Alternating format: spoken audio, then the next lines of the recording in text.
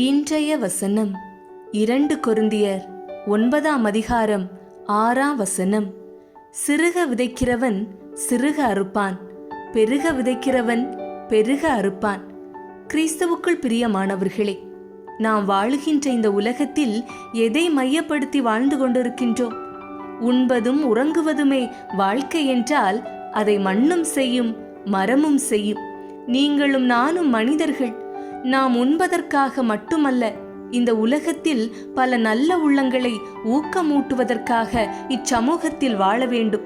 இயேசுவின் போதனைகள் எல்லாமே அந்த சமூகத்தில் வாழ்ந்த மக்களுக்கு அறநெறியை கற்பித்தது, மனிதநேயத்தை கற்பித்தது, நல்ல செயலை செய்வதற்கான ஊக்கமூட்டுதலை அளித்தது. இதுதான் ஆண்டவர் இயேசுவின் நற்செய்தியின் மையமாக இருக்கிறது. அதுவே இயேசுவின் வாழ்வில் வெளிப்பட்டது. இதன் வழியாகத்தான் இயேசு வானினின்று இறங்கி வந்த வாழ்வு தரும் உணவாக மாறினார். நாமும் இச்சமூகத்தில் பிறந்தோம் இறந்தோம் என வாழாமல் ஒருவரை ஒருவர் ஊக்கமூட்டி நல்ல விதைகளாக அடுத்தவர்களுக்காக நம்மையே தியாகம் செய்யக்கூடியவர்களாக வாழ வேண்டும். ஒரு முறை ஒரு குளத்தங்கரையில் அநேகர் உட்கார்ந்து மீன் பிடித்துக் கொண்டிருந்தார்கள். ஒருவனுக்கு நீண்ட நேரம் மீன் கிடைக்காமல் இருந்தது. கடைசியில் அவனுக்கு பெரிய மீன் ஒன்று அகப்பட்டது.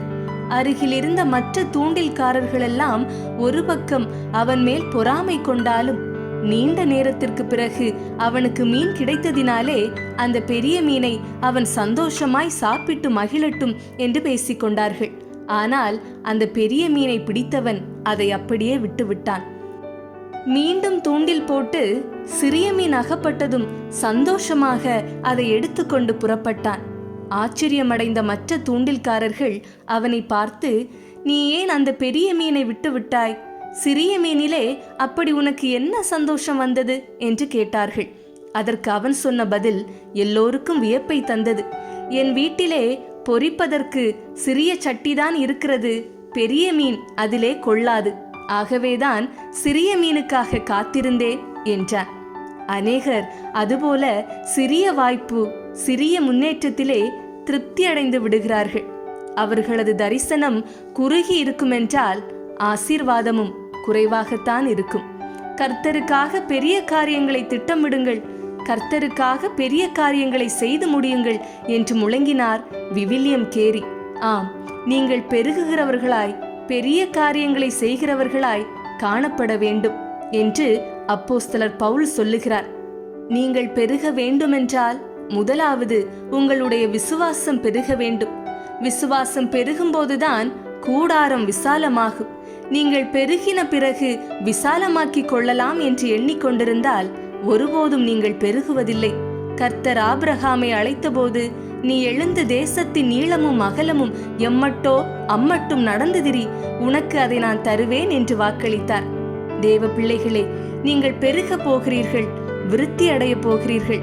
ஆகவே தேசத்தின் நீளமும் அகலமும் நடந்து அதை சுதந்தரித்துக் கொள்ளுங்கள். ஜெபம். தகப்பனே, இந்த நாள் முழுவதும் பாதுகாத்த உம் கிருபைகளுக்காக ஸ்தோத்திரம். எங்கள் பலவீனத்திலே பூரணமாக விளங்கிய உம் பலனுக்காக நன்றி.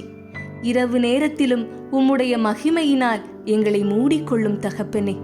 உம்முடைய அன்பினால் நாங்கள் எங்கள் கவலைகள், துன்பங்கள், வேதனைகள், வலிகளிலிருந்து விடுதலை பெற்று சுகமாக உறங்கி காலை விழித்து உம்மை துதிக்க கிருபை அருளும்.